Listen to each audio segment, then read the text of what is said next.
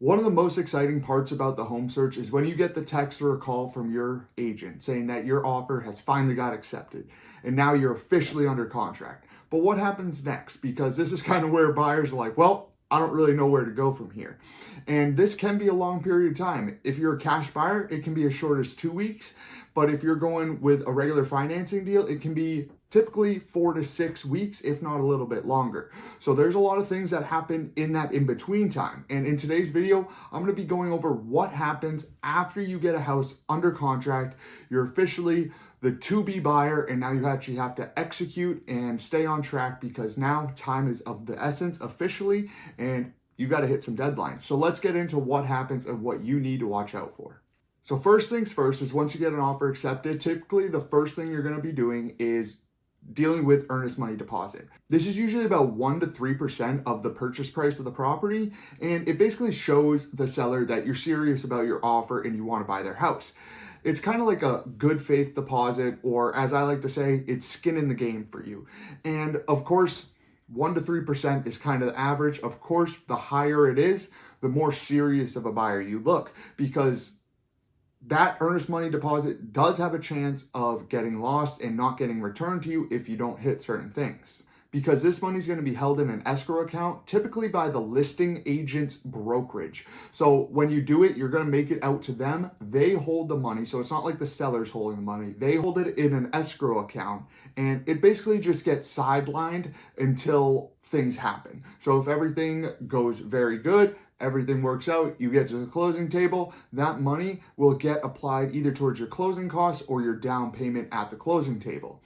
But this earnest money does have a chance of getting lost to you and going all to the seller. That's typically if you breach the contract in some way and don't hold your word to basically what you outlined in the contract that the seller accepted. You're the one who puts the terms in there and they accept. So you're the one that's got to make sure you're hitting those dates. So say you have a financing deadline that you're supposed to have a financial commitment to them by a certain date, and you miss that date, technically that seller can keep all your earnest money, cancel the contract, and return that house right back onto the market for another buyer to come and actually purchase the property. So you want to make sure you and your agent are very aware of what the dates are that you have to hit and make sure you're hitting those on time, if not earlier. Now, next up is one of the most important steps if you include it in your contract, and that's inspections. This one I'm just going to be talking about home inspections, but it also includes like sewer, septic, radon, water tests, pests, all those. But home inspection is kind of the bigger one. And what that means is a licensed inspector is going to come out to the property and they basically pick through everything. They go from the foundation to the roof and everything in between. They check all the little stuff, all the big stuff, and basically give you a report so you know the condition of the property you're buying. And I want to mention, if you're buying in New Hampshire, typically just about every house, unless it's a brand new build, and even those I bet have some things, but just about every house has some maintenance that needs to be done, repairs, or replacing. And that's mainly due to the age of the homes around New Hampshire. It's just typical. I joke around with my clients all the time. If you see something before like 1980s, that's practically new in New Hampshire. And you're also going to want to stay calm during inspections, especially if you're a first-time buyer. You've never like experienced a home inspection, because again, home inspectors are going through everything. When you're there and you're following them around and they're doing all their stuff and they're telling you about the stuff, you're going to get overwhelmed and basically think in the back of your mind, oh my God, I made a huge mistake. I need to back out of this contract. I can't take a house with this much work. But if you have yourself a good agent, they're going to walk you through it and be like, hey, these say 5 things. You're going to find that just about in every house you look at. These 2 things, they're more serious. Let's focus on those. Kind of like get your head straight and see what you should actually be negotiating for and all that. Because if there's some serious repairs that need to be done, you kind of have some options, because again, you're the buyer. So you can either negotiate for the seller to do repairs before the closing. You can ask for some money back at closing, or you can even just lower the purchase price to what you want and see if they accept it. Now, of course, they have to accept it for the contract to still go. They can always deny it, and then you can just say, hey, I'll take it as is, or you can back out of the contract.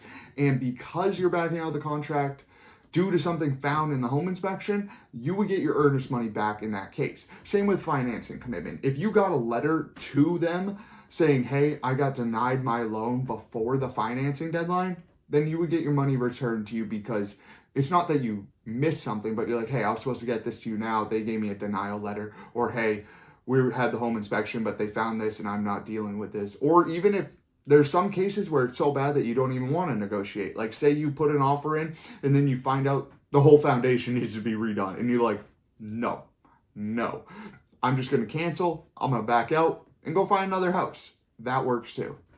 Now, after the inspection, this is where things are more locked in, because you already negotiated certain things, and your lender's going to order an appraiser to go out and actually value the property to make sure it has enough value for that loan and to make sense that you're actually purchasing something that's worth what you're paying. And during the appraiser, not only are they valuing the price of the property, but they're also looking at the condition of the property. So even though because the inspector is more for you as the buyer, where the appraiser is more for the lender and the people actually loaning you the money, because they, in case you default, they want to make sure they have an actual property worth something. So even if it passes through the inspection and you're okay with something, the appraiser might call it out, especially if it's a safety issue. And one small thing is like a handrail. Sometimes, like, inspectors will know that and be like, hey, this handrail is missing. You're like, okay, that's fine. But the appraiser is going to call it out because it's a safety issue. So that might have to get fixed before closing. Typically it does if they call it out. If the appraiser calls out any safety issues or things, the appraisal is conditional on those things getting repaired to actually justify the value. And please understand that these appraisers are hired by the lender, but they're a third party. Like, the lender doesn't get to choose who goes to appraise, which makes it a little bit frustrating, because some appraisers are pretty lenient on things where other appraisers are very strict on small safety things. And it can kind of be hard as an agent, because you as a buyer are like, hey, will this be able to appraise fine? And you're like, yeah, I think, but then it depends. If you get a super picky one and they start nailing every tiny little thing, it just gets a little difficult sometimes. So it's hard to gauge the appraisers because they are third party and it's not like you know the person. And it used to be that, like, government-backed loans, like FHA loans and VA loans, those ones were really strict on appraisers, especially with the safety issues, to make sure that those were fixed before closing. But now even conventional loans are really hammering down on the condition of the property too, which is kind of a pain in the butt, because a big thing to get a conventional loan was you didn't have to worry as much at the condition of the property for the appraisal to pass. Now you're probably saying, what happens if the appraisal comes in low? What if it's not worth what I'm paying? Well, this is where you can typically negotiate for a lower purchase price, or if you're okay paying more than it's worth, you would bring more money to closing to actually make the deal go through. And this part can get a little bit confusing, so don't worry. This is where your real estate agent really has to do their job. Me, if I was working for you, this is really where, like, agents, the behind the scenes stuff, this process from under contract to closing is really when agents are doing a lot of work, making sure everyone's doing their job. The lender's on task, the title team's on task, you as a buyer are getting prepared for what's coming. And this is kind of where we earn our check, I think, because again, it can kind of be sometimes frustrating. Sometimes you can get another appraisal to see if another appraisal appraise it higher. But even those things they have weird guidelines that can be a real pain in the butt. But again, this is one of the big parts of when you have a really good agent, they'll be able to walk you through this and make it a pretty stress-free process. And while the appraisal's going through and they're actually getting ordered and the appraiser's going out there, the lender's in the back really finalizing your loan and actually making sure you can afford this property. Because even if you're pre-approved, once you're under contract, this is where they do the underwriting, where they really get in the details of your financials. And of course, they get specific on the property you have under contract. What are those property taxes? What is that insurance rate? What is the actual rate we're locked in at now that we're under contract? All that stuff is where the lender's doing all the behind the scenes stuff to make sure you can actually buy this property. And during this time, you want to avoid making any big purchases, financial changes, anything like that. Don't be going out and getting a new car. Do not go switch your job. Do not go open a new credit card or buy furniture on a lease or open any lines of credit, because it could mess up everything and not allow you to close on a house. So you kind of want to be in a little financial hut, just staying safe, just waiting out the 60 days or whatever it might be until closing. Maybe it's only like 45 days, probably 45 days. But just kind of sit there, make sure everything goes through. And during this time, you really want to be responsive with your lender. Get them everything they need, because they will need some of your paperwork to make sure you're actually making the money you say, and they want to see all the stuff. So be as quick as you can getting them what they need, because again, time is of the essence. We have deadlines to hit, and we want to make sure the lender's not getting backed up, especially if it's on you as a buyer because you didn't get them the paperwork. And then basically, once you get the green light from the lender, the clear to close as they call it, then you go into one of the final steps of the process, and it typically happens a day or two before closing, and it's the walkthrough of the property, the final walkthrough. So all you really do is go to the property, make sure that if you had any repairs from the home inspection or anything like that, make sure the repairs were done, and make sure the house is the same condition as when you actually put in your offer. Nothing's changing, stoves aren't missing, anything like that. And it's a pretty quick process. I mean, all you're doing is typically walking through an empty house. And sometimes my buyers are like, oh, well, what should we be looking for? And I'm like, jokingly, well, the house is still here, so we're pretty good. But honestly, you're just really looking to make sure that they moved all their belongings out. They didn't leave any surprises like a hole in the wall from moving their belongings out, or a trash pile in the backyard, or taking the stove, or taking the washer and dryer even though you said it was going to be in the deal. Things like that. You're just making sure they held up their side of the contract and getting the house that you want in the condition it was. And now after that is the final moment of actually getting to the closing table. Typically, me as an agent, I'll do the walkthrough like right before closing. So you go to the walkthrough, we get in our cars, and then we follow over to the closing table and we go sign.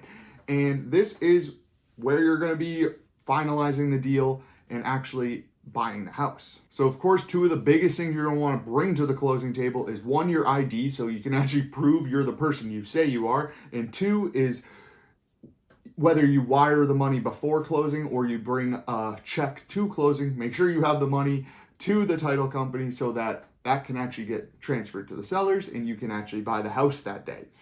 And this is going to be a lot of paperwork you're signing. It's basically a hand workout, but it is totally worth it because you're getting a house. And if you're like, well, how long does it take? Well, it kind of depends. If you're a cash deal, it can be pretty quick. It's usually 20 to 30 minutes because there's not nearly as much paperwork. When you go to financing, that's when all the loan documents come, and that's a lot of paperwork. So typically, if you're using a loan and getting a mortgage, that's going to be more of an hour or so to do the closing.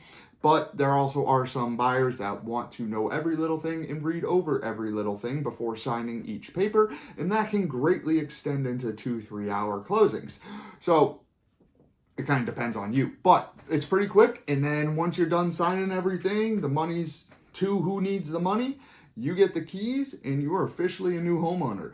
And it's just a great time. I don't know, you finally get to the final end of the home buying process, because again, it's a long process. Depending on how long it actually takes you to get that house under contract, could be, if you have, well, depends kind of more how you are as a buyer. If you're ready to go, maybe you get a house under in a week.